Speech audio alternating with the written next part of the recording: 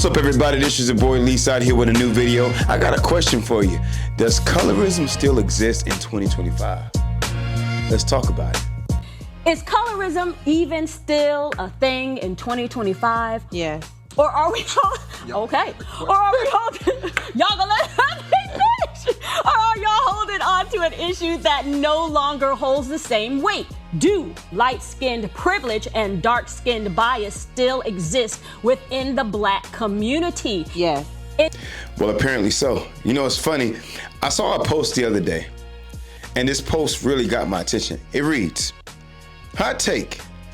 She was the prettiest Destiny Child, but colorism made the world think otherwise." What do you think? Hey, well, let's hear from her. Let's see what she thinks. Do you remember the first time you heard the thing that you are referring to as colorism? The first time I had a little boo friend, actually his grandmother compared me to the color of a paper bag and said that I was too dark chocolate for him. Wow. And he couldn't date me. And I said, what the hell? I literally was like, what does that mean? And I came home and I talked to my mama T about it. And she said, that's a definition of colorism. And I was like, what is, you know what I mean? It was like that moment. Okay. It affected me in a way where I was just always uncertain of how I looked. It started to define what beauty was to me. Okay. In the entertainment business, it manifested itself in constant comparisons. When it came to like my skin color, I was hearing everything left and right. Well, you know, she's darker, or she's the darkest one in the group, or she's a really chocolate one. I would always hear that.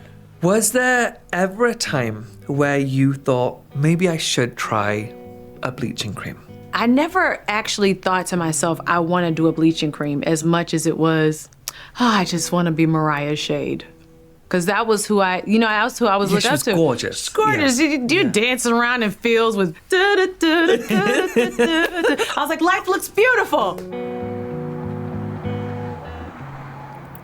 We've all seen what's happened over the last couple of years with the Black Lives Matter movement. However, we don't really see much about colorism, but it's a massive problem within our communities. It's been the said unsaid. I think that it makes a lot of people uncomfortable. And I think that if we make ourselves aware of it, then we can actually move on. You know what, Kelly? I agree with you.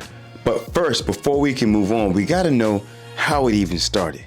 Check this video out right here. Under white supremacy, the conditioning has been the closer you are to white, the more acceptable you are. So that, for example, all of us learned as we were growing up in the Black community, if you are Black, stay back. If you are brown, stick around. If you are yellow, you're mellow. And if you're white, you're right. And the appreciation of an individual, even within the Black group itself, was very often based on the relative absence of skin pigmentation. Even within families, children thought that they were ugly if they were darker. And families, parents have said that to children. Even now, people want to know when a baby is just born in the hospital, some of the first questions that are asked by the Black parents about the child or the Black family members, is it light skin and does it have straight hair? To know how much value we're going to put on this new baby, because within the framework of the culture in which we live. Okay, so here are my thoughts. Now, before I go into it, I want to say that I know the way some of you are thinking. I'm just going to say that it's not the same, okay? This way of thinking was learned behavior. It was adapted behavior based off the society at that time. You know, when you see people of lighter shades get treated differently or get more privileges, you're prone to think that that must be the better way. That must be what I need to be in order to get ahead in life. But that caused us to have this negative connotation when it comes to darker skin. And so it is 2025 now. If this still exists, we got to do something about it, because everybody is special no matter what color you are, no matter what shade you are. Everybody is smart. Everybody is intelligent. We have to spread that narrative. This narrative about shades, it's a horrible thing because it's a form of hatred towards your brother, hatred towards your sister. And in this day and time, we have enough of that. We got to start loving each other. We got to start treating each other equally, no matter what you look like, no matter what race you are. Colorism needs to be a thing of the past. If you think it exists, then you need to do something about it. What do you guys think?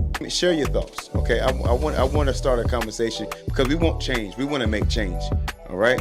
Just another little nugget I want to share with you guys. Thank you guys for watching. Until next time, peace.